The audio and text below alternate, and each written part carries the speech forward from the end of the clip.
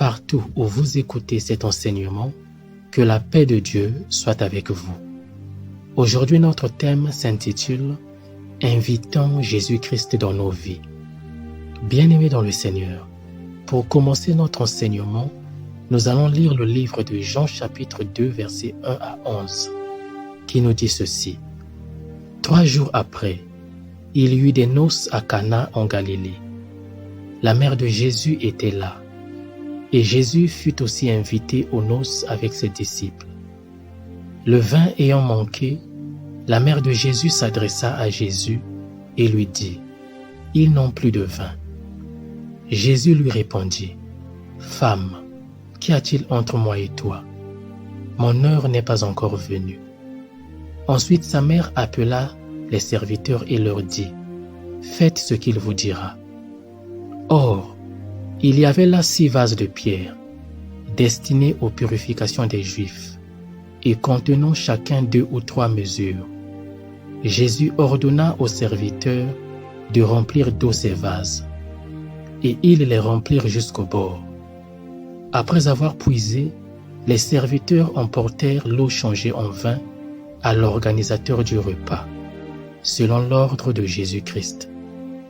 Quand l'organisateur du repas eut goûté l'eau changée en vin, ne sachant d'où venait ce vin, tandis que les serviteurs qui avaient puisé l'eau le savaient bien, il appela l'époux et lui dit, « Tout homme sert d'abord le bon vin, puis le moins bon, après qu'on s'est enivré.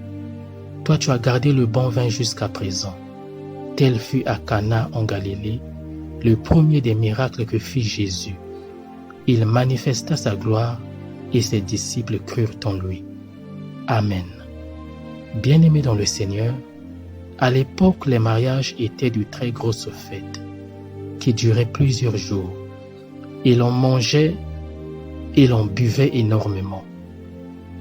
Et ce jour-là, soudain, se posa un problème. Il n'y avait plus de vin. Nous remarquons, bien-aimés dans le Seigneur, dans cette histoire, Jésus, ses disciples et sa mère furent invités comme tout le monde à ce mariage. Dans un mariage, le vin, c'est justement le symbole de la fête, de la joie et de la convivialité. Heureusement que Jésus-Christ était présent à ce mariage ce jour-là. L'histoire ne nous dit pas les noms des gens qui se mariaient. Tout ce que nous savons d'eux, c'est qu'ils avaient eu l'heureuse idée de convier le Seigneur Jésus-Christ et ses disciples à leur mariage. Le Seigneur Jésus-Christ les avait donc honorés de sa présence, et ce fut certainement un immense honneur pour les mariés d'avoir eu Jésus-Christ parmi eux, car sans lui, la fête aurait été moins belle. Bien-aimés dans le Seigneur, que nous enseigne cette histoire? Le mariage est une histoire d'amour, une alliance entre 2 personnes qui décident de s'unir pour vivre ensemble. Dans cette histoire, le mariage représente la vie que nous avons. Et cette vie est d'autant plus belle avec la présence du Seigneur Jésus-Christ. Le vin en abondance au mariage de Cana représente la vie avec la présence de Dieu. Il a une saveur incomparable. Nous sommes comme les gens du mariage, bien-aimés dans le Seigneur. Nous ne voyons pas tout, nous ne comprenons pas tout, mais avec Jésus-Christ dans nos vies, tout a meilleur goût. Mais dans cette histoire, bien-aimés dans le Seigneur, les mariés avaient fait confiance à l'organisateur du mariage, qui est souvent l'ami du marié, soit de l'épouse, et le maître de cérémonie. L'organisateur du mariage aurait dû se rendre compte qu'il n'y avait plus assez de vin pour la fête. Cette image est un message pour certaines personnes qui préfèrent faire confiance aux hommes plutôt qu'à Dieu.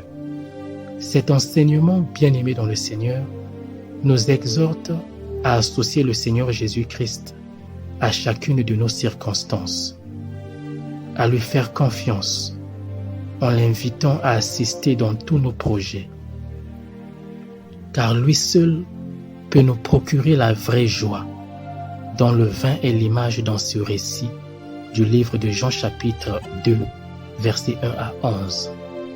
Car sans Jésus-Christ dans nos vies, bien-aimés dans le Seigneur, il n'y a pas de joie durable. Comme ce premier vin qui venait à manquer, qui n'était pas durable.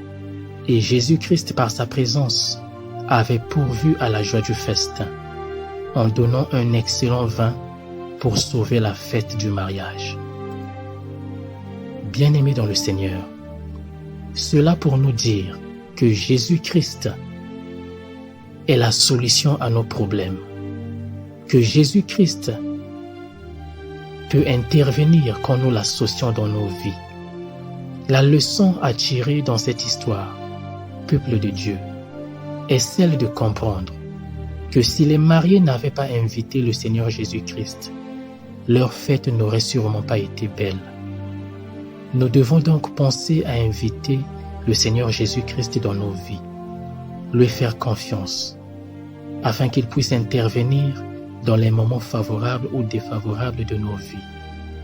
Certaines personnes préfèrent inviter les marabouts dans leur vie, en leur donnant même des places VIP dans leur cœur, au lieu d'inviter le Seigneur Jésus-Christ.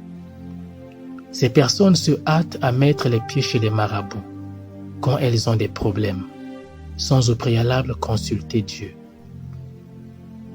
Les serviteurs et l'organisateur du mariage auraient pu aller chercher du bon vin chez des vignerons du coin, mais ils ont laissé faire Jésus-Christ qui a donné la meilleure solution pour eux.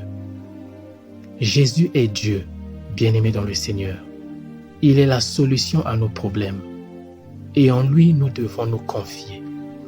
Le Seigneur Jésus-Christ est capable de répondre à nos besoins, encore beaucoup mieux que ce que peuvent nous proposer les marabouts, si nous le faisons confiance.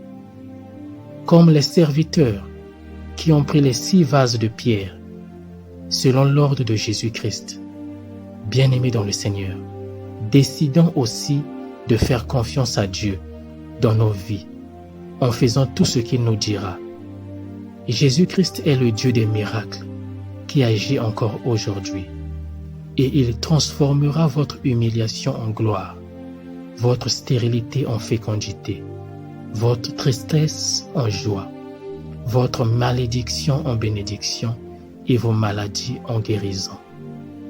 Ainsi, bien-aimés dans le Seigneur, partout où vous avez écouté cet enseignement, que la paix de Dieu soit avec vous.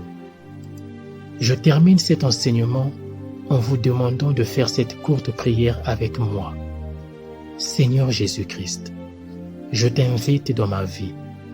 Je t'accepte comme Seigneur et Sauveur de mon âme. Participe avec moi dans mes projets, dans mes activités, dans mon travail, et sois l'organisateur de ma vie. Merci d'être toujours là pour me guider. Amen.